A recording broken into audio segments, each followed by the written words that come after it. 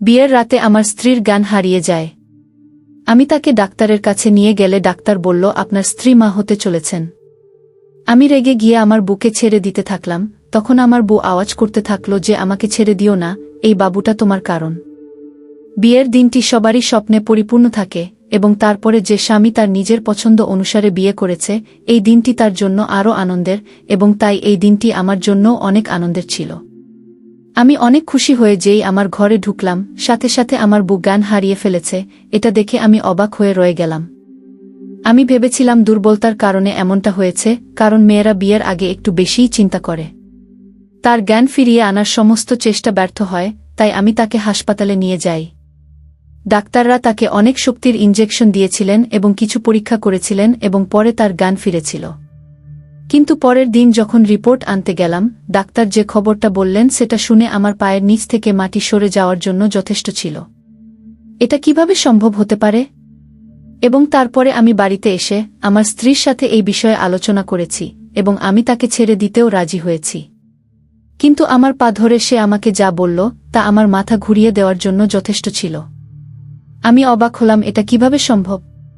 আমার নাম বিশাল এবং আমি একটি উচ্চবিত্ত পরিবারের সদস্য।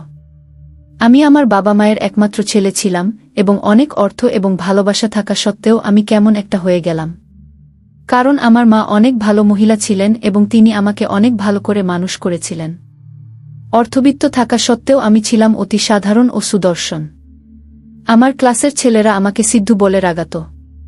কিন্তু আমি কখনো কাউকে খারাপ কথা বলিনি, কারণ আমার মা আমাকে ছোটবেলা থেকেই অনেক ভালো করে শিখিয়েছিলেন ঠিক আর ভুলের পার্থক্যটা।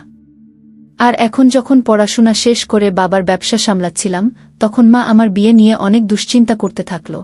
কিন্তু এ ব্যাপারে আমি তাকে পরিষ্কার বলে দিয়েছিলাম যে আমি যাকে পছন্দ করি তাকেই বিয়ে করব।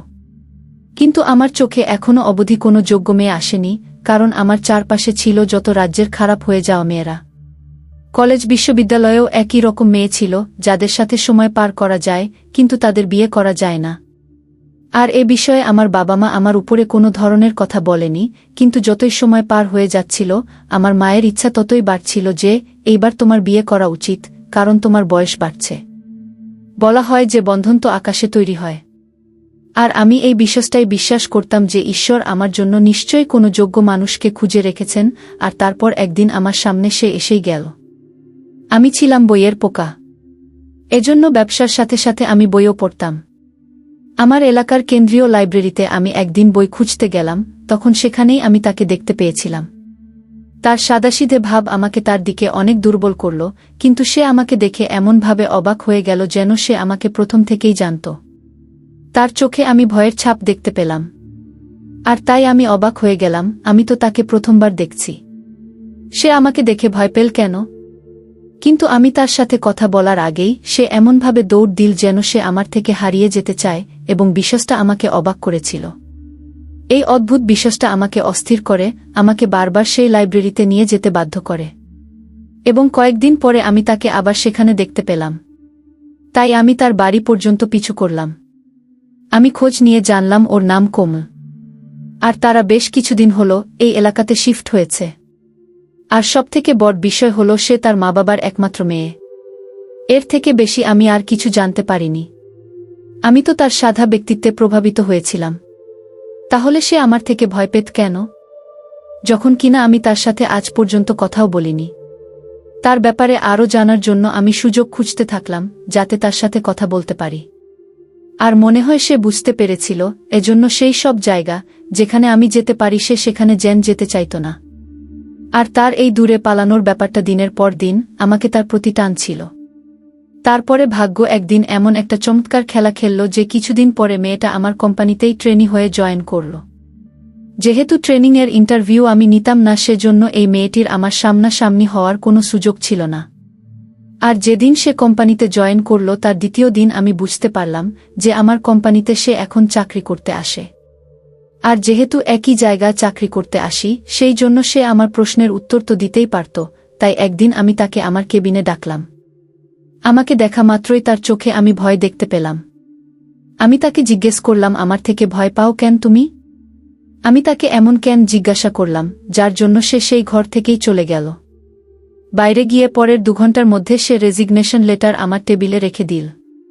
এই ব্যাপারটা তো আমাকে আরও বেশি অবাক করে দিল। এবার তো আমি পাগলের মতো তার পিছু করতে থাকলাম।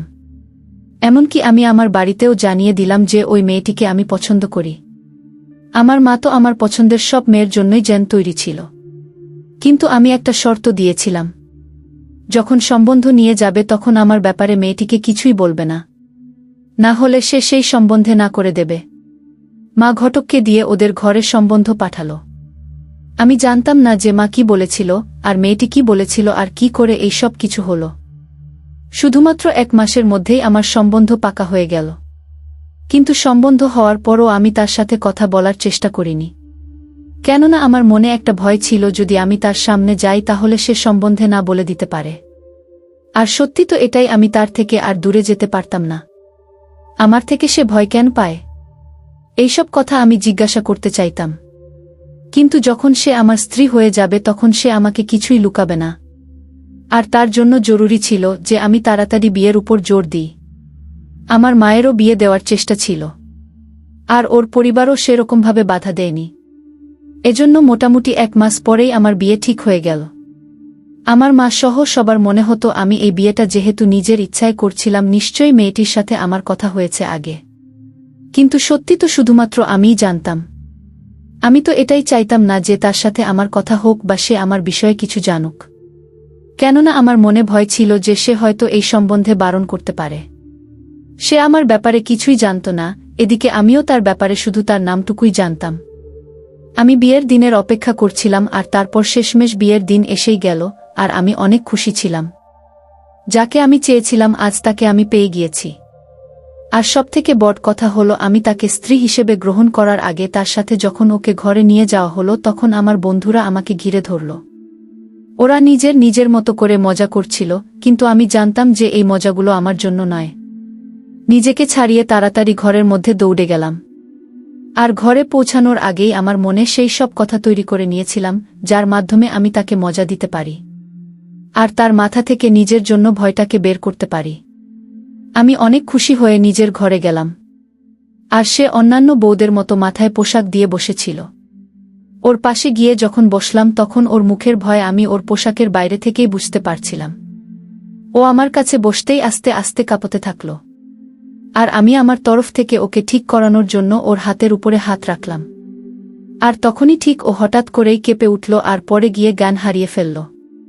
ওকে এতটা ভয় পেতে দেখে আমি অনেক চিন্তায় পড়ে গেলাম যে না জানি আমার থেকে ওর কিসের ভয়। শুনেছিলাম যে মেয়েদের নিজের জীবনকে নিয়ে একটু ভয় তো থাকেই, আর কিছু মেয়ে তো ছেলেদের থেকেও বেশি ভয় পেয়ে থাকে। এই সব ব্যাপার তো আমি জানতাম, কিন্তু কেউ এতটাও ভয় পেতে পারে এটা আমি জানতাম না। কিন্তু কেউ এতটা ভয়ে কি করে থাকতে পারে যে নিজের জ্ঞান পর্যন্ত হারিয়ে ফেলে? এই ধরনের ঘটনা তো কেউই জানত না।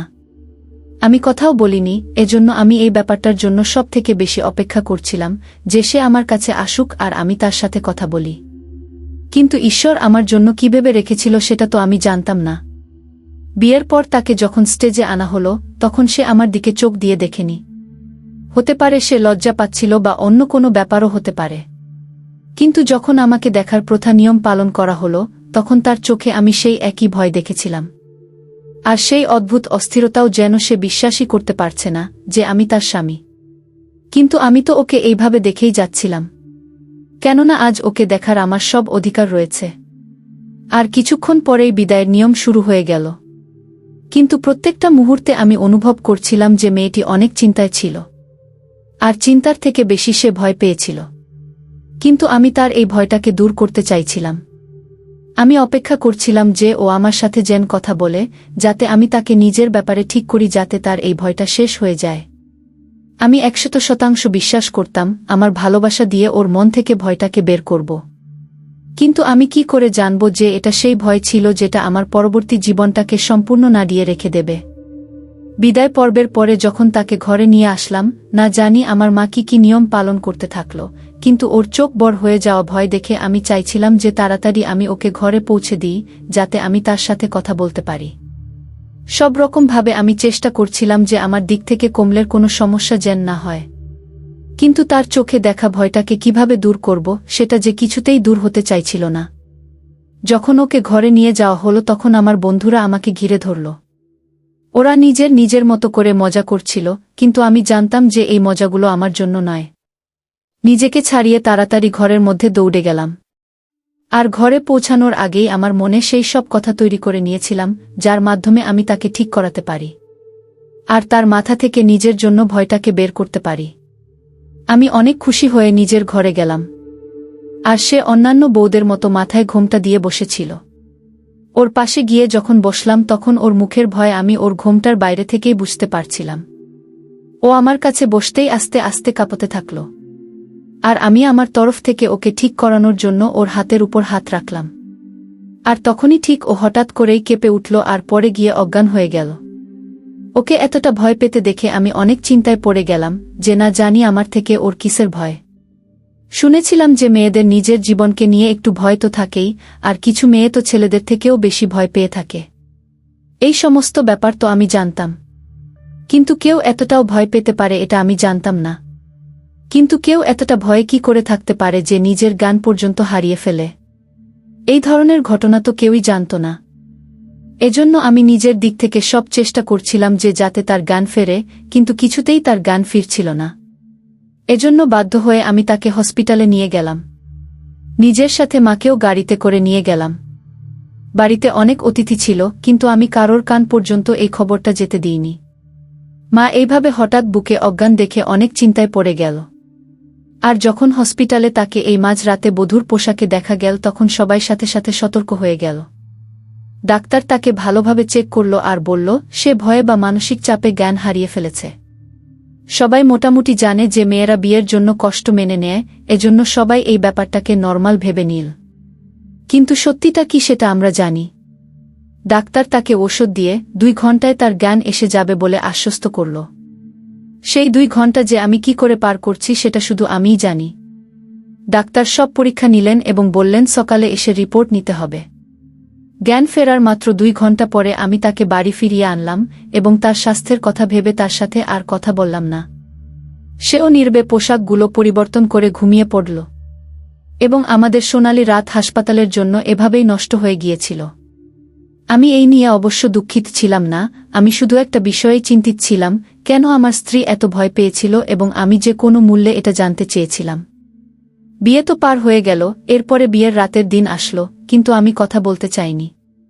আমি কোনো অবস্থাতেই সামলাতে পারছিলাম না, তাই রিপোর্ট নেওয়ার জন্য কাউকে না জানিয়ে অনেক ভোরেই আমি হাসপাতালে চলে যাই। কিন্তু রিপোর্ট না দিয়ে আমাকে ডাক্তারের ঘরে পাঠানো হয়। এই ব্যাপারটা আমাকে আরও বেশি চিন্তায় ফেলে দিল যে জানি না আমার স্ত্রী কী ধরনের রোগে ভুগছে। ডাক্তার আমাকে দেখা মাত্রই বললেন, আমি যে খবরটা দিতে যাচ্ছি সেটা ধৈর্য ধরে মন দিয়ে আপনাকে শুনতে হবে। আমি সব ধরনের খারাপ খবরের জন্য নিজেকে প্রস্তুত করছিলাম, এতটাই যে আমি সিদ্ধান্ত নিয়েছিলাম যে আমি সবসময় আমার স্ত্রীকে সমর্থন করব এবং যতটা সম্ভব সেরা ডাক্তারদের দ্বারা তার চিকিৎসা করব, কারণ আমার অর্থের অভাব ছিল না। কিন্তু ডাক্তার আমাকে যা বললেন আমি স্বপ্নেও ভাবতে পারিনি। ডাক্তার বললেন আপনার স্ত্রী প্রায় 3 থেকে 4 সপ্তাহ আগে থেকেই মা হতে চলেছেন। আর এই খবরটা শুনে আমার পায়ের নিচ থেকে মাটি সরে গেল। আমি জানি না কোনো বড় রোগের কথা ভাবছিলাম, আর এটা কি হলো যে মেয়ের উপরে অন্ধ বিশ্বাস রেখেছিলাম, বিয়ের আগে যার সাথে কথা বলাটাও জরুরি মনে করিনি, যাতে তার শরীরের দিকে কেউ আঙ্গুল না তুলতে পারে, আর সেই মেয়েই আমাকে বিয়ে করার আগে অন্য কারোর সন্তানের মা হতে চলেছে। হয়তো সে এই কারণেই এত ভয় পেয়েছিল, হয়তো সে কাউকে পছন্দ করত। আমি তো এটাই ভাবছিলাম। হাসপাতাল থেকে বেরিয়ে এসে গাড়ি চালানোর মতো সাহসটুকুও পেলাম না। আমি ভাবছিলাম যে আমি যাকে ভালোবাসি সে ইতিমধ্যেই অন্য কারোর সাথে মুখ কালো করে নিয়েছে। তাহলে বিয়ের পরেও সে যে আমার প্রতি বিশ্বস্ত থাকবে তার নিশ্চয়তা কি? অতএব আমার আজই তাকে ছেড়ে দেওয়া উচিত, যাতে সে তার সন্তান তার সাথেই জীবনযাপন করতে পারে, আর এইভাবে এই শিশুটি তার বাবাকেও পেতে পারে। আমি তো শুধুই ভালোবেসেছিলাম, কিন্তু প্রতিটা মানুষই যে তার ভালোবাসা পাবে এটা জরুরি তো নয়। এই চিন্তা করে সিদ্ধান্ত নিয়ে বাড়ির দিকে চলে গেলাম। আমি যখন ঘরে গেলাম সে তখন বিশ্রাম নিচ্ছিল, কিন্তু সেটা নিয়ে আমার আর কিছু আসে যায় না।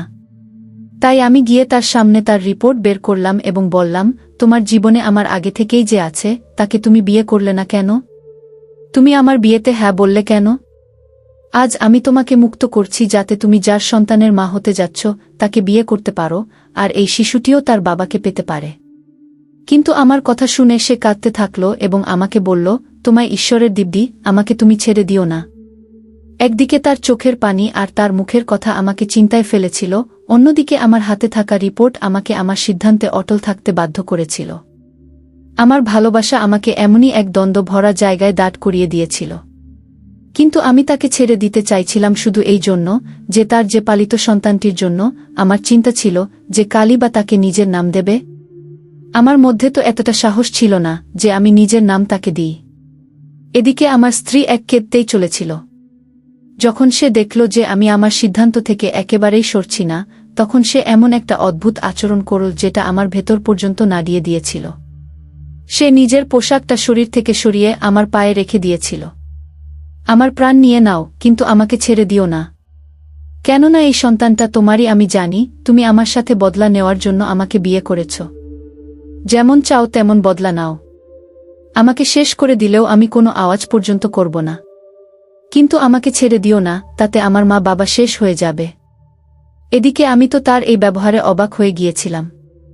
আমি ওর পোশাকটা তুলে তার শরীরে দিলাম আর তাকে বললাম, সম্মান দিয়ে তোমাকে নিয়ে এসেছি, আর তার জন্য আমার পায়ে তোমার সম্মান রাখার দরকার নেই। কিন্তু তুমি এটা কি বললে? এই সন্তানটা আমার?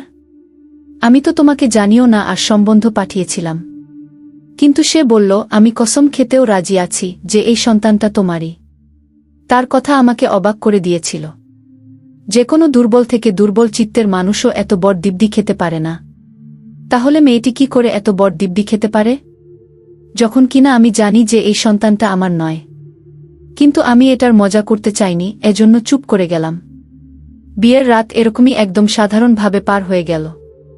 কিন্তু এরপরে আমরা দুইজন অচেনা হয়ে গেলাম। আস্তে আস্তে নদীর দুই ধারের মতো আমি তার আচরণের হিসাব নিতে থাকলাম। সে রোজ পুজো করত, আমার আর আমার পরিবারের সব রকমভাবে সে খেয়াল রাখত। কিন্তু একটা ব্যাপার যেটা আমাকে অবাক করেছিল, সে একদম পরোয়া করত না যে তার ফোন কোথায় পড়ে আছে। সে আমার সাথে বাইরে গেলেও আমি অবাক হতাম যে তার জীবনে যদি অন্য কেউ থাকেও তাহলে অন্তত তার সাথে কথা তো বলবে সে। আমার সহ্য করার ক্ষমতা যেন আস্তে আস্তে চলে যাচ্ছিল।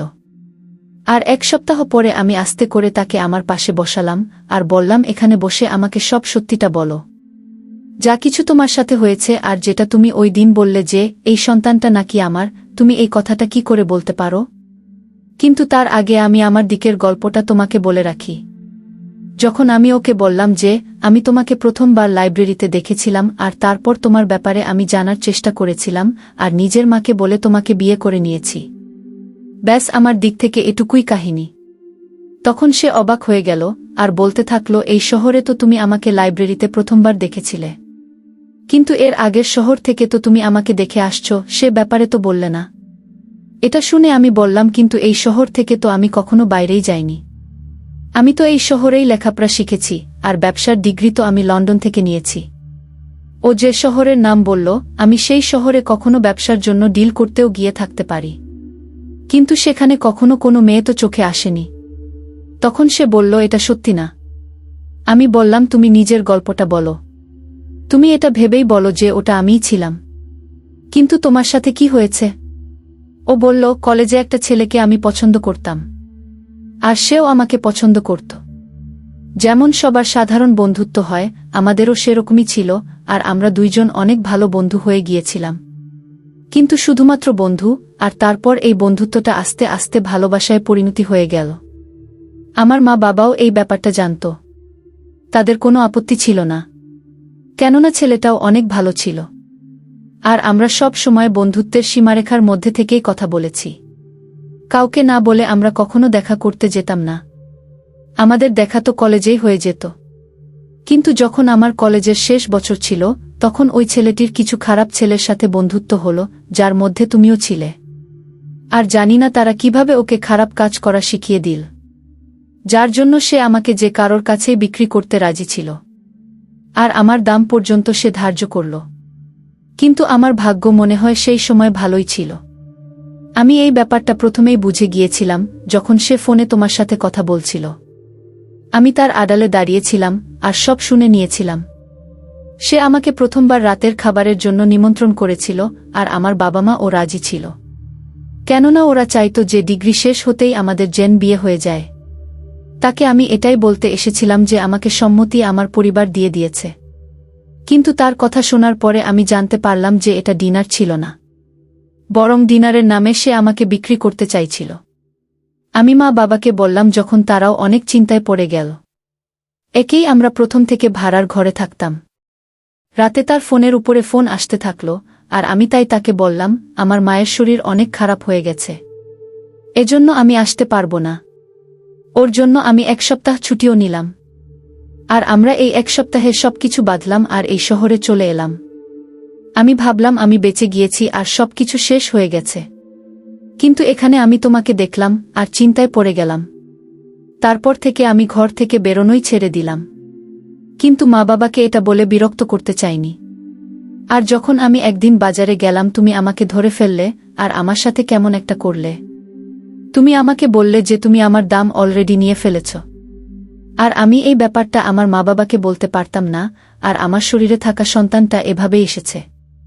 এবার আমি ওকে বললাম যে আমি তো ওটা একদমই ছিলাম না। ও আমাকে নিজের বন্ধুর নম্বর দিল। আমি ওখানেই বসে বসে নিজের পুলিশ বন্ধুকে ওই নম্বরটা থেকে ডিটেলস বের করালাম। আর ওই লোকটির সাথে যাদের বেশি যোগাযোগ ছিল সেই সব ছেলেদের ডিটেলস বের করলাম। আর যখন ওদের ফোন নম্বর, ওদের ছবি আমার সামনে কিছুক্ষণের মধ্যে আসলো, তখন ওই ছবিগুলোর মধ্যে আমি নিজের ছবি দেখে অবাক হয়ে গেলাম আর চিন্তায় পড়ে গেলাম। কেননা ওই ছেলেটা হুবহু আমার মতোই দেখতে। কিন্তু ওটা আমি ছিলাম না। আর আমি আমার স্ত্রীকে এই কথাটা বলে দিলাম। আর তারপর সেই পুলিশের সাহায্যে আমি যখন ওই ছেলেদের ব্যাপারে জিজ্ঞাসা করালাম, তখন জানতে পারলাম যে সে নিজের মা বাবার একমাত্র ছেলে। যখন তার মা বাবার ব্যাপারে জিজ্ঞাসা করালাম, তখন সে আমার বাবার পুরনো শত্রু বের হল। আর যখন পুলিশের সামনে তারা মুখ খুলল, তখন জানলাম যে সেই ছেলেটি আসলে আমার যমজ ভাই, যাকে ওরা হসপিটাল থেকে চুরি করেছিল আমার মা বাবার সাথে বদলা নেওয়ার জন্য। তারা জানত না যে আমরা যমজ জন্মেছি, এমনকি আমার বাবা মাও জানতেন না যে আমরা 2 ভাই। এই সব একজন নার্স করেছিল এবং সেই ছেলেটি ভুল পথে চলা শুরু করেছিল। আমার স্ত্রীর ওরই সন্তান বেডে উঠছিল, কিন্তু আমি এই খবর আমার বাবা মায়ের কাছে পৌঁছতে দেইনি। এবং তারপরে স্ত্রীর চিকিৎসা করালাম। এরপর এখন আমরা অনেক ভালোভাবে জীবনযাপন করছি। আমি আমার আপন ভাইকে ভুলে গিয়েছি। এবার আমরা একই মায়ের 2 ভাই হলেও সে ভুল পথে চলে গিয়েছিল। আর আজ আমরা 2 জনেই আমাদের জীবনে অনেক খুশি। ধন্যবাদ বন্ধুরা।